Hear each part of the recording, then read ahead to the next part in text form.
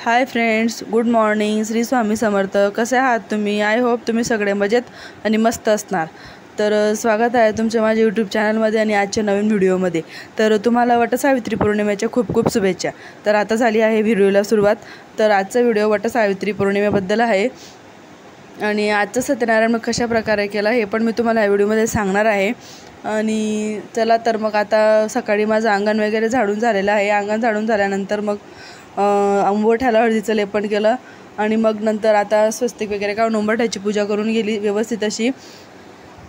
तर हे झाल्यानंतर मग आता दरवाजा व्यवस्थित स्वच्छ असं पुसून गेला आणि मग नंतर दरवाजाची पूजा करून घेईन. तर हे सगळे कामं आटोपल्यानंतर मग मला पूजा करायला पण जायचं होतं. परत नंतर मग संध्याकाळी सत्यनारायणची पूजा पण करायची होती. म्हणजे पौर्णिमेच्या दिवशीचा दिवस हा पूर्ण पॅक होता. तर तुम्ही व्हिडिओ स्किप न करता बघा कशा प्रकारे आजचा दिवस गेला. तर आणि एक छोटासा उपाय आपल्या जीवनाला सुखी बनवेल असा उपाय मी तुम्हाला सांगणार आहे. तर तुम्ही व्हिडिओ पूर्ण बघा. शेवटी मी तुम्हाला सांगितलेलं आहे, तर तुम्ही व्हिडिओ स्किप न करता बघा. तर आता इथे दरवाजा स्वच्छ असा पुसून घेते. नंतर आता स्वस्तिक काढायला घेतला आहे. तर तुम्ही पण आपला जो मुख्य दरवाजा असतो, आपण घरात प्रवेश केल्यानंतर आपला जो दरवाजा असतो तो आपल्याला डोळ्यांनी चांगला दिसायला पाहिजे. आणि याच्यावर आपण स्वस्तिक किंवा ओम काढल्यामुळे आपल्या घरामध्ये दारिद्र्य येत नाही आणि आपल्या घरामधला जो वास्तुदोष तो कमी असतो. तर म्हणून तुम्ही पण आपला मुख्य दरवाजा हा नेहमी स्वच्छ व व्यवस्थित ठेवायचा. आणि पौर्णिमेला किंवा अमावस्येला हळदीचं लेपन केलंच पाहिजे. जर रोज जमत असेल तर अतिउत्तम, आणि जर नसेलच जमल तर मग पौर्णिमेला किंवा अमावस्येला तुम्ही हळदीचं लेपन जरूर करा. तर आता सगळं झालेलं आहे बाकीचे कामं. तर आता घेतलेलं आहे तुळशीची पूजा करायला. तर आता इथे तुळशीची पूजा करून घेते आणि मग नंतर घर झाडू मारायचं आहे. परत मग घराला पोछा लावायचा आणि मग नंतर मी माझी तयारी करेन आणि मग पूजेला जाईल. तर तुम्ही व्हिडिओ स्किप न करता बघा.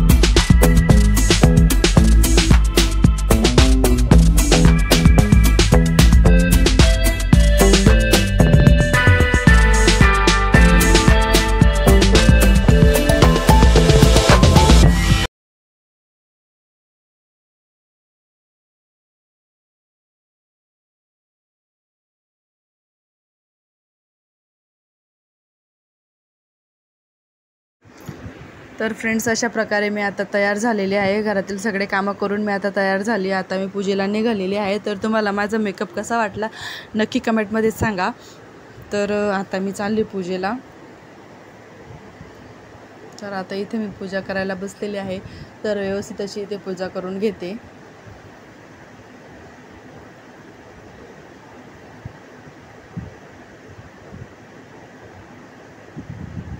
आमच्या घराजवळच मंदिर आहे. मंदिराजवळच वड आहे की जास्त लांब जावं लागत नाही.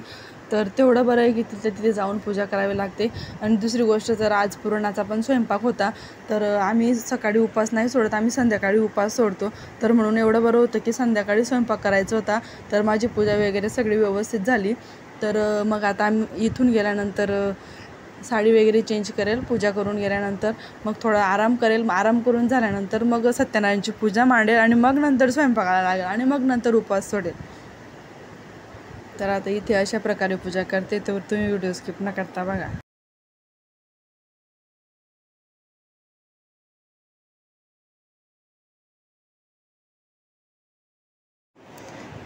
तर आता पूजा पण करून झालेली आहे. तर आता इथे वडाला फेऱ्या मारून घेते आणि मग नंतर ओट्या पण भरायच्या आहेत.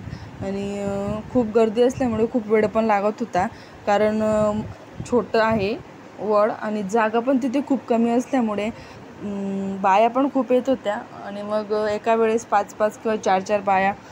जर मोठं वड असलं तर मग काय प्रॉब्लेम नसतो. तर इथे आता आम्ही वडाला फेऱ्या मारून घेतो आहे.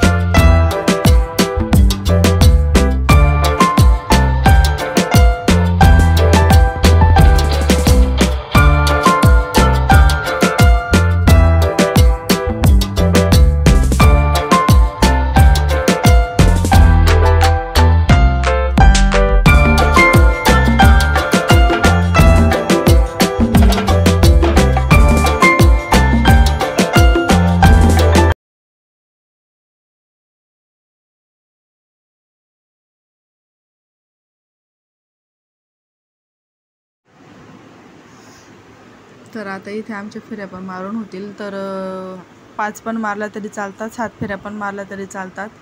तर कोणाकोणाकडे अशी पद्धत असते की पहिले वडाला नैवेद्य देतात आणि मग इकडे जेवण केलं जातं। तर आमच्या इकडे तसं नाही आहे, वडाला काही नैवेद्य देत नाही कुठं। आमच्या इकडे कोणी संध्याकाळी उपास सोडतो, कोणी सकाळी उपास सोडतं।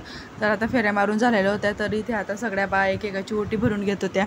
आमच्या इकडे 5 बायांची किंवा 7 बायांची ओटी भरली जाते। तर आता इथे ओटी भरली जाते। पहिले मी बसली होती, मग माझ्यानंतर सगळ्या बाया बसत होत्या, एक जणांची ओटी भरली गेली। तर इथे आता माझी पूजा पण आता व्यवस्थित करून झाली। तर हाय फ्रेंड्स, पूजा करून आल्यानंतर थोडा आराम केला। आता सत्यनारायणची पूजा मांडते आणि मग नंतर पूजेला सुरुवात करते। तर तुम्ही व्हिडिओ स्किप न करता बघा। तर आता सत्यनारायणची पूजेला सुरुवात केलेली आहे, तर तुम्ही बघा व्हिडिओ स्किप न करता।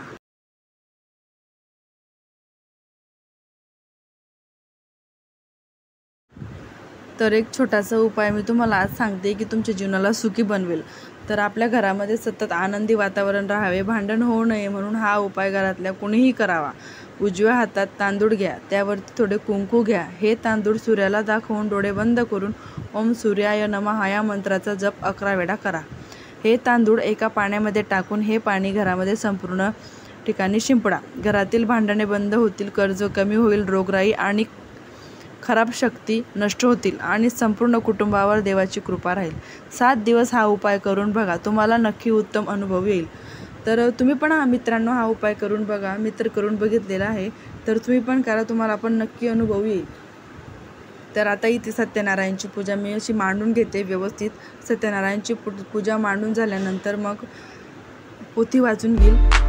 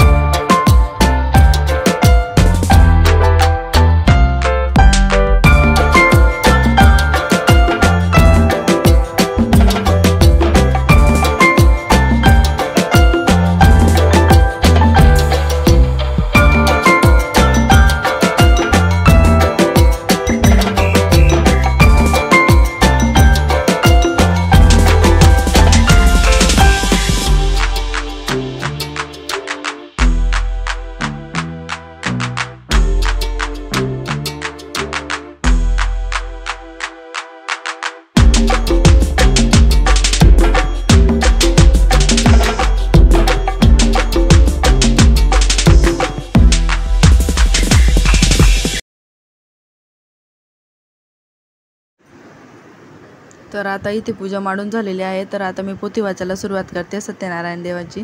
तर आता पोथी वाचून झाल्यानंतर मग स्वयंपाकाला लागेल आणि मगच जेवण करेल। तर मैत्रिणींनो, तुम्हाला आजचा व्हिडिओ कसा वाटला नक्की कमेंटमध्ये सांगा आणि व्हिडिओ आवडला असेल तर नक्की लाईक अँड सबस्क्राईब करा। तर चला मग आता भेटूया पुन्हा नवीन व्हिडिओमध्ये। तर बाय फ्रेंड्स, श्री स्वामी समर्थ। पुन्हा तुम्हाला वटसावित्री पौर्णिमेच्या हार्दिक शुभेच्छा।